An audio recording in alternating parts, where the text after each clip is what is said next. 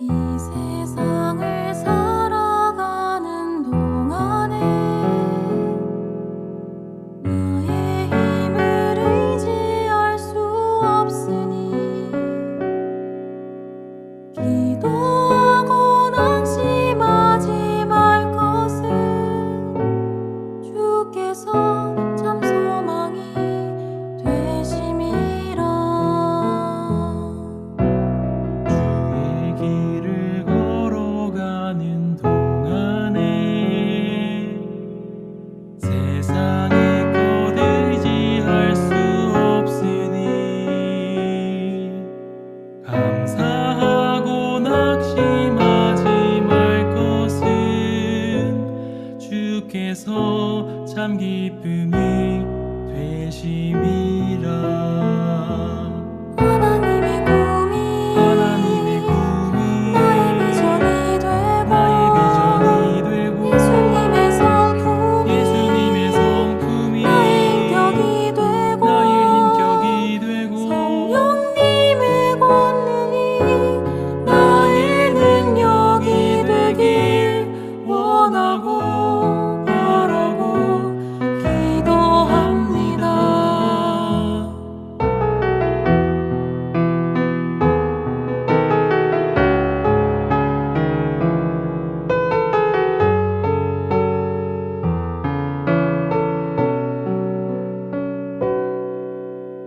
이 세상을 살아가는 동안에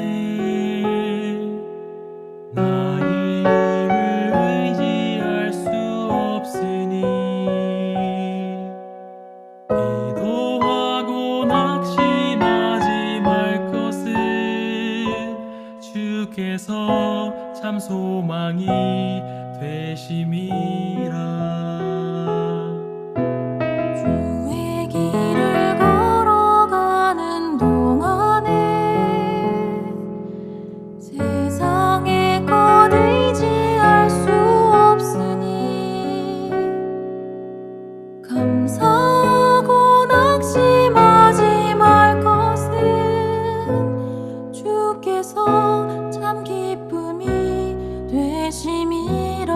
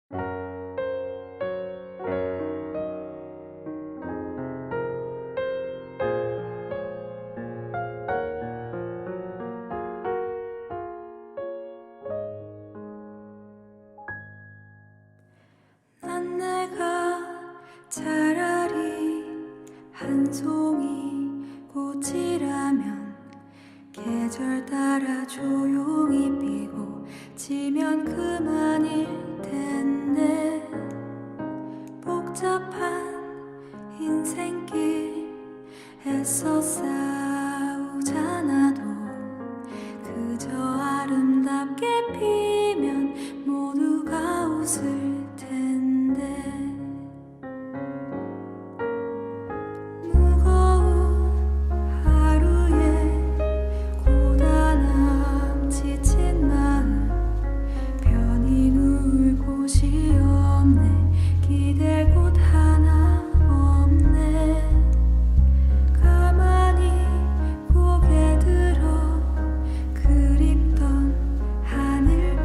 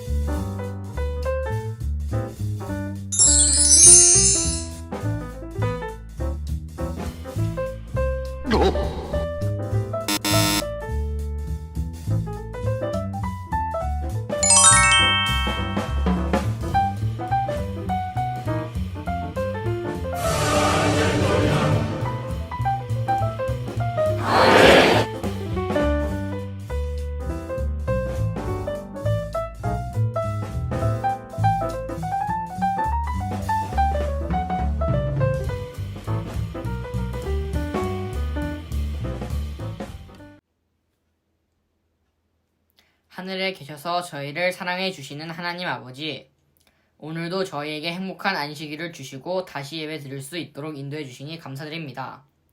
저희가 오늘 하루 동안 하나님의 사랑을 더욱더 많이 느낄 수 있도록 인도해 주시고 그 사랑을 친구와 이웃에게 나눌 수 있는 저희 학생반이 될 수 있도록 인도해 주세요. 오늘 말씀을 주시는 목사님과 함께 하셔서 하나님께서 저희에게 하시고자 하시는 말씀을 잘 전달할 수 있도록 인도해 주시고 듣는 저희에게도 함께 하셔서 저희 마음밭에 하나님의 말씀이 잘 심기어서 귀한 열매를 맺을 수 있도록 인도해 주세요. 지금은 시작하는 시간이오니 마치는 시간까지 하나님께서 함께 해주실 것을 믿고 감사드리며 예수님의 이름으로 기도드렸습니다. 아멘.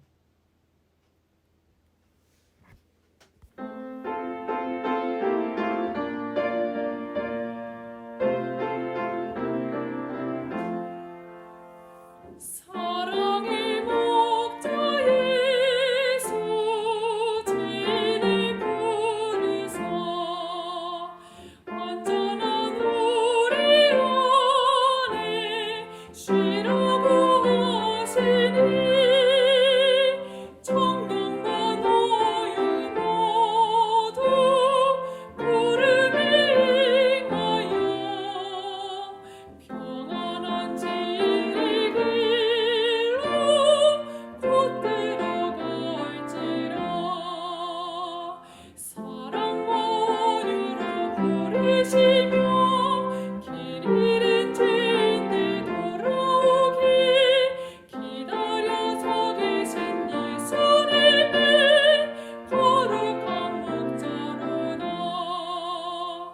너희 목숨 바친 사랑의 참 목자 지금도 너를 불러 오라고 하시니 미루지 말고 즉시 구름에 행하여 평안한 안식처로 곧 들어갈지라 사랑과 온유로 부르시며 길 잃은 죄인들 돌아오기 기다려서 계신 예수님은 거룩한 목자로다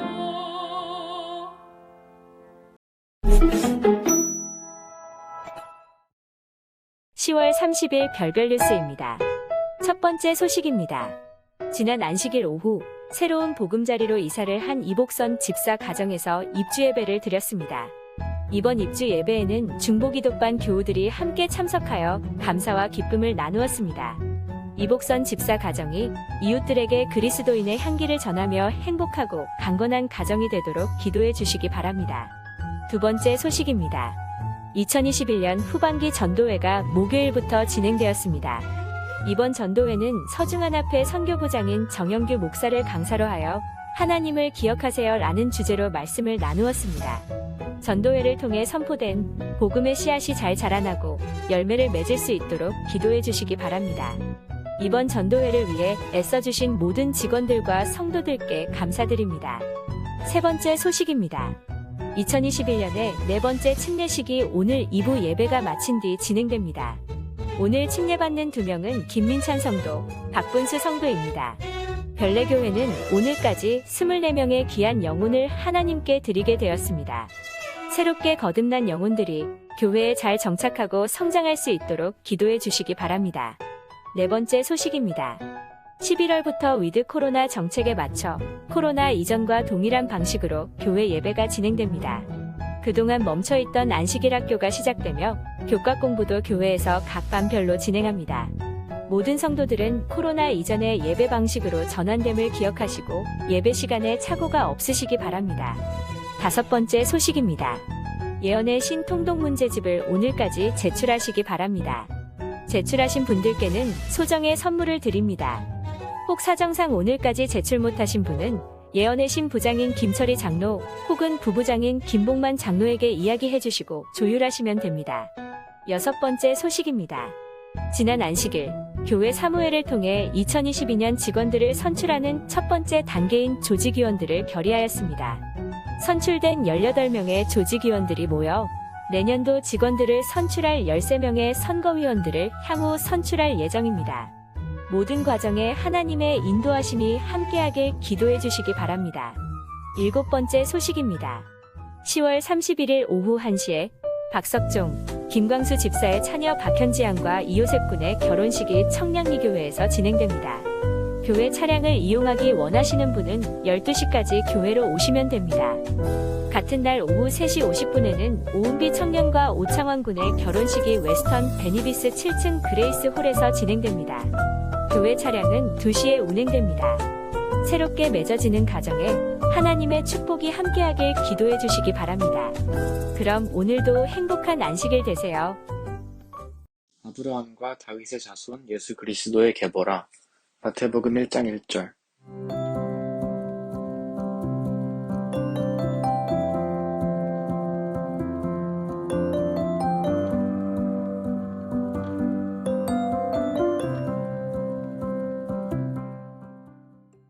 자, 별내교회 학생 친구들 안녕. 자, 여러분 행복한 안식일입니다. 벌써 10월의 마지막 안식일이에요. 네. 이제 2021년도 2달밖에 남지 않습니다. 이거 진짜 말도 안 되는 것 같아요. 네. 진짜 뭐 얼마 지난 것 같지도 않은데, 사실 여러분과 작년에 그 줌으로 송년회 했던 게 엊그제 같은데, 네, 맞아요. 이제 2달 남았다는 게 참 신기한 것 같습니다. 이제 날씨도 많이 추워지니까 여러분 모두 몸 건강히 챙겨야 될 것 같습니다. 자, 이제 위드 코로나 이제 11월 시작하는데 우리 좀 벗어볼까요? 그렇습니다. 오늘 우리 컨셉이 그레이예요. 네. 이래서 우리 마스크도 그레이로 한번 해봤는데, 아무튼 이제 시작한다 하잖아요. 이제 이제 규제도 많이 풀리고 할 텐데 우리 좀 준비를 해야 될 것 같습니다. 네. 그래서 오늘 오후에는 이제 리더 친구들과 같이 이제 학생반 청소도 하고 여러 가지 준비를 하고 있습니다. 네네. 또 이제 또 위드 코로나를 맞이해서 우리 별내 학생교회에서도 여러 가지 준비하는 것들이 있는데요. 여러분들한테 잠깐 광고하도록 하겠습니다. 이 첫 번째는 이제 금요 특별 기도회, 특별히 아니죠. 금요 학생 기도회입니다. 이제 학생 친구들과 같이 금요일에 따로 우리 학생반에서 예배 드리는 순서를 저희가 계획하고 준비하고 있습니다. 나중에 저희 광고가 나갈 때 여러분들 교회에 오셔서 잘 참여해 주셨으면 좋겠고요. 바로 두 번째는 우리 농구 동아리 모집입니다. 그래서 우리 학생교회 친구들 중에서 이 농구를 좋아하는 친구는 누구나 이제 저한테 문자 메시지로 신청을 해주시면 저희가 이제 매주 한 번씩 이제 운동을 같이 하고, 나중에 이제 기회가 된다면 유니폼도 맞추고 같이 다른 교회랑 또 대결하기도 하려고 생각하니까요. 여러분들 많은 참여 부탁드리도록 하겠습니다. 네, 맞습니다. 우리 지난주 안식일 오후에 그 아는 사모 할 때도 막 반려견에 대한 이야기 나왔어요. 맞아요. 그래서 제 아내도 이 별이라고 네. 이 말티즈, 푸들을 말티즈 정말 좋아해요. 정말 아끼고 하는데, 그래서 한번 생각해 보게 됐습니다. 자, 그래서 오늘 이 말씀 시작하기 전에 한번 오늘 좀 살펴볼 것들이 있어요. 네. 여기 보면은 제가 이제 한 친구들의 이제 좀 반려동물을 가져왔거든요. 그러니까 반려동물들, 강아지가 여태까지 많았는데 네. 이번에는 한번 좀 다른 종류의 반려동물들을 좀 소개해 보도록 하겠습니다. 자, 여기 요거 한번 보세요.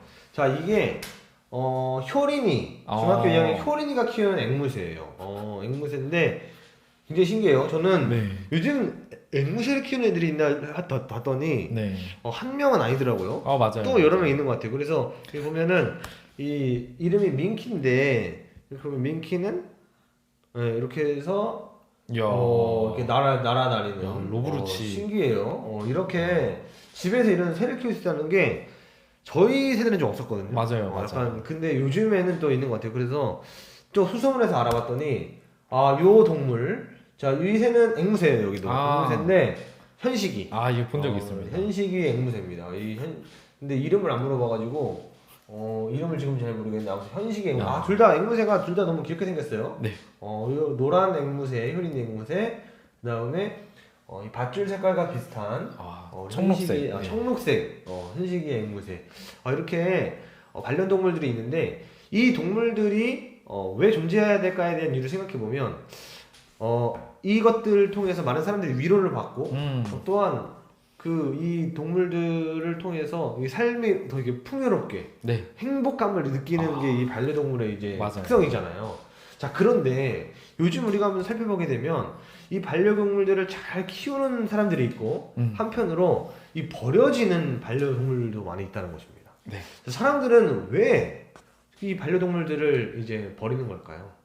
자, 아마도 이 반려동물을 이제 키우다 보면은 막 힘들 수도 있어요. 네. 처음에는 막 애정이 가득해서 놀다가 네. 얘가 막 똥 싸고 이러면 이제 싫잖아요. 네. 그거부터 시작해서 뭐 개인 사정이 생긴 뭐 그런 것들을 통해서 아마 이제 이 동물들을 버리게 되었을 거예요. 근데 이제 누군가는 반려동물을 버리는 사람들에게 책임감이 없다라고 말합니다. 네. 실제로 이 반려동물들은 주인에게 버려지면은 이 엄청난 박탈감에 시달린다고 해요. 그래서 우리도 그렇잖아요. 정말 사랑하는 사람에게 실연을 당한다든지 아니면 버림을 당한다든지 내가 너무나 막 이렇게 처음에는 막 영원을 약속할 것처럼 얘기하다가 맞아요. 근데 시간이 지나면 이 마음이 식어지는. 이게 어찌 보면 이 반려동물에 대한 사람의 마음과도 좀 비슷한 게 아닐까 생각해 봅니다.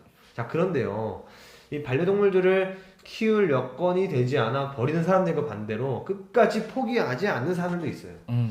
그리고 우리가 아주 잘 아는 분도 있습니다. 특별히 누군가요? 바로 하나님이시죠. 그러니까 하나님은 이런 상황과 여건에 따라서가 아니라 절대 우리 사람들을 포기하지 않으신다는 거. 그래서 우리가 이 반려동물들을 보면서 우리가 그 사랑을 한번 깨달아봤으면 좋겠습니다. 오늘 말씀을 통해서 끝까지 포기하지 않으시는 하나님에 대해서 우리가 한번 알아보도록 하겠습니다. 네. 구약에 보면요, 역대상이라는 책이 있습니다. 네. 이 책은 족보를 소개하는 것부터 시작이 돼요. 이 족보에서 주의 깊게 봐야 하는 한 인물과 또 그 지파가 있는데 한번 살펴보도록 하겠습니다. 네. 이 역대상의 족보를 사용하여 창세기부터 시작된 이스라엘의 역사를 정리하고 있습니다. 그리고 다윗 왕국으로 이어지는 이 다윗의 자손과 유다 지파의 계보를 통해 앞으로 진행해 나갈 방향을 제시해 줍니다. 역대상 3장 1절의 말씀입니다. 다윗이 헤브론에서 낳은 아들들은 이러하니 맏 아들은 암논이라 이스라엘 여인 아히노암의 소생이요 둘째는 다니엘이라 갈멜 여인 아비가일의 소생이요 유다의 아들들은 베레스와 헤스론과 갈미와 홀과 소발이라. 다윗의 자손과 이 유다 지파가 상징하는 것이 여러분들 무엇일까요? 이것을 알려면 성경에서 말하고 있는 다윗의 자손과 유다 지파가 상징하는 것이 무엇인지를 우리가 알아야만 합니다. 그러니까 이 역대상 시작엔 족보가 나오는데 네. 거기에서 이제 다윗의 자손과 그리고 유다 지파를 이제 이야기를 하고 있어요. 네. 자, 이것이 무엇을 의미하는지 한번 보도록 하겠습니다. 자, 마태복음 1장 1절. 신약성경 가장 처음을 보게 되면 이렇게 말합니다. 아브라함과 다윗의 자손 예수 그리스도의 계보라. 이런 내용도 있고요. 요한계시록 5장에 보면 장로 중에 한 사람이 내게 말하되 울지 말라 유대 지파의 사자 다윗의 뿌리가 이겼으니 그 두루마리와 그 일곱인을 떼시리라 하리라. 그러니까 성경은 다윗의 자손을 예수 그리스도로 설명하고 있습니다. 네. 그러니까 다윗이 속한 유다 지파는 훗날 예수님이 태어날 그 계보가 되는 거예요. 때문에 역대상, 우리가 오늘 본 역대상은 창세기부터 이스라엘의 역사를 정리하면서 모든 그 흐름을 그러니까 예수님으로 이어가고 있다는 것입니다. 그러니까 역대상이 말하는 이 중요한 주제만을 다루기 위해서 유다 지파와 베냐민파로 이루어진 이 남방 유다의 그 많은 역사 가운데 그걸 이게 초점을 이제 맞춰서 역대상은 이제 이야기를 하고 있다는 것입니다. 이 남방 유다, 그 당시 이 유다 자손에 이렇게 그 이제 그 이스라엘 백성들을 중심으로 예수 그리스도의 계보를 이어가는 그 중심을 강조하기 위해서 그들을 지켜보고 있다는 것입니다. 네. 그렇다면 이 남방 유다에 어떤 일이 일어났을까요? 역대하 35장 20절입니다. 이 모든 일 후 곧 요시아가 성전을 정돈하기를 마친 후에 애굽 왕 느고가 유브라데 강가에 갈그미스를 치러 올라왔으므로 요시아가 나가서 방비하였더니 애굽 왕이 예루살렘에서 그의 왕위를 폐하고 또 그 나라에 은 100달란트와 금 1달란트를 벌금으로 내게 하며 이 남방 유다는 이 애굽과 전쟁을 하였습니다. 이 역대기에서는요 이스라엘이 멸망하게 돼요. 그런데 이 애굽이 바벨론을 공격하기 위해서는 남방 유다를 지나야 했기 때문에 애굽 왕 느고는 남방 유다를 공격해서 점령합니다. 그리고 애굽 왕은 마음대로 왕을 세우고 조공을 바치게 됩니다. 자, 그래서 이후에 이 남방 유다는 어떻게 됐을까? 그 사이에 낀 남방 유다는 어떻게 됐을까? 한번 우리가 말씀을 통해서 보도록 하겠습니다. 자, 역대하 36장 6절에 있는 말씀을 한번 보도록 하겠습니다. 여기에는 어떻게 나와 있냐면요. 바벨론 왕 느부갓네살이 올라와서 그를 치고 그를 쇠사슬로 결박하여 바벨론으로 잡아가고라고 이렇게 기록을 하고 있습니다. 그러니까 애굽의 속국이 된 남방 유다는 바벨론의 표적이 되어 이 끊임없이 전쟁하는 그 끝에 결국 점령을 당했어요. 이때 이제 우리가 알고 있는 이 바벨론의 이 다니엘이 이제 포로로 잡혀가게 된 것입니다. 그러니까 남방 유다는 바벨론에게 저항했지만 시드기야 왕 시절 당시 바벨론의 왕이었던 느부갓네살의 3차 침공으로 멸망하게 되는 것입니다. 이렇게 남방 유다는 이 완전히 멸망한 듯 이제 보였어요. 자, 그런데 하나님께서 다니엘과 에스겔들을 통해서 하나님의 나라는 영원할 것이라는 예언을 하십니다. 자, 그리고 성전 재건축이라는 사명을 허락하시는데, 그러니까 하나님이 끝까지 함께 하시는 한 하나님의 나라는 끝나지 않음을 보여주고 있습니다. 그러니까 그들이 망한 것처럼 보였지만 그들이 재건할 수, 다시 살아날 수 있는 것, 그것을 뭘로 보여주셨다?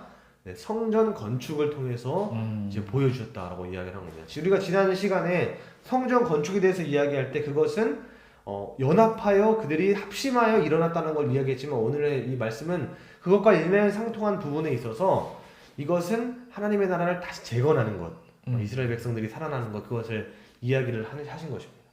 그래서 하나님이 이 남방 유다에게 허락하신 희망, 그것이 이제 무엇이었느냐 하고 이제 우리가 보게 될 때 기록합니다. 바사왕 고레스가 이같이 말하노니 하늘의 신 여호와께서 세상 만국을 내게 주셨고 나에게 명령하여 유다 예루살렘에 성전을 건축하라 하셨나니 너희 중에 그의 백성된 자는 다 올라갈지어다. 너희 하나님 여호와께서 함께 하시기를 원하노라 하였더라. 뭐 이렇게 기록하고 있습니다. 하나님께서 바사왕 고레스에게 성전 건축의 사명을 허락하심으로 아직 희망이 있다. 이것을 이제 알리고 있는 것입니다. 네. 그렇다면 이 성전 건축이 이스라엘에게 있어서 중요한 이유가 과연 무엇일까요? 출애굽기 29장 45절 보겠습니다. 내가 이스라엘 자손 중에 거하여 그들의 하나님이 되리니 그들은 내가 그들의 하나님 여호와로서 그들 중에 거하려고 그들을 애굽 땅에서 인도하여 낸 줄을 알리라. 나는 그들의 하나님 여호와니라. 열왕기상의 말씀도 보겠습니다. 내가 또한 이스라엘 자손 가운데에 거하며 내 백성 이스라엘을 버리지 아니하리라 하셨더라. 이스라엘에게 이 성전은요, 하나님께서 거하시는 곳이었으며 그들을 구원하신 하나님을 증거하는 곳이었습니다. 그렇기 때문에 이 성전을 세운다는 것은 하나님께서 이스라엘의 왕이 되시며 통치자이심을 나타내는 것이었습니다.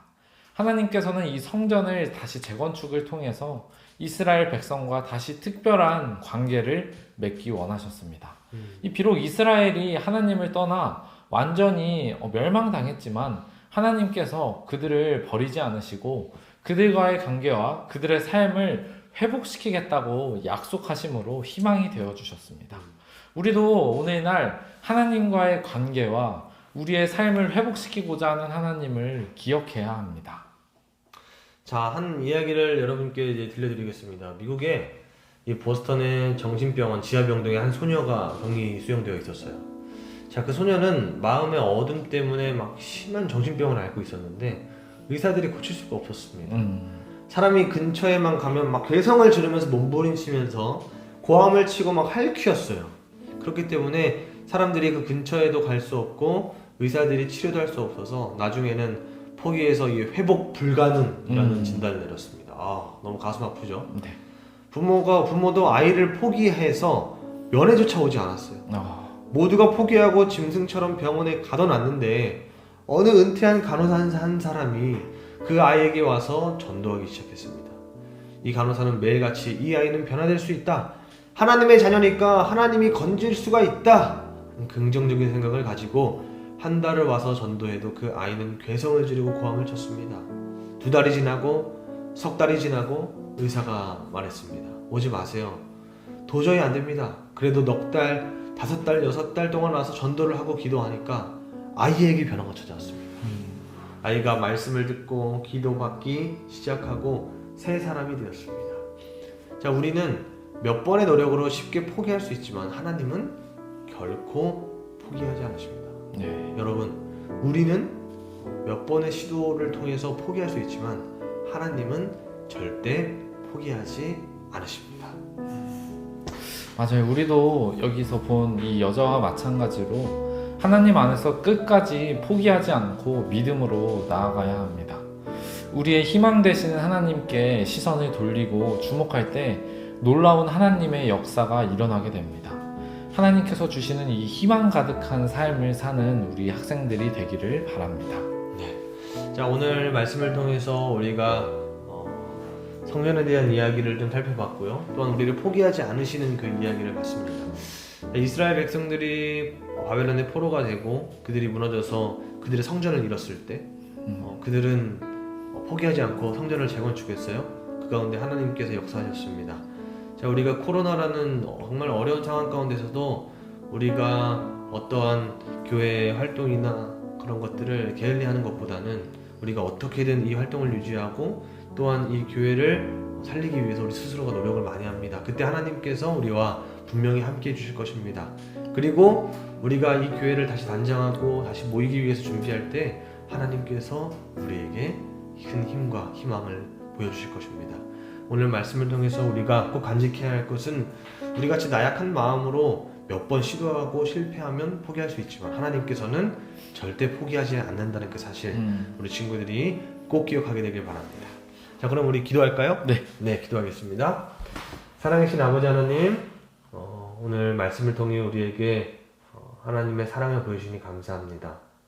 주님, 우리 인간들은 너무나 나약해서 실증이 나고 그리고 마음에 들지 않는 것이 있고 그리고 포기하고 싶을 때 한두 번 시도하다가 포기하는 경우가 많이 있습니다. 하지만 하나님께서는 우리를 절대 포기하지 않는다는 그 사실에 참 감사합니다.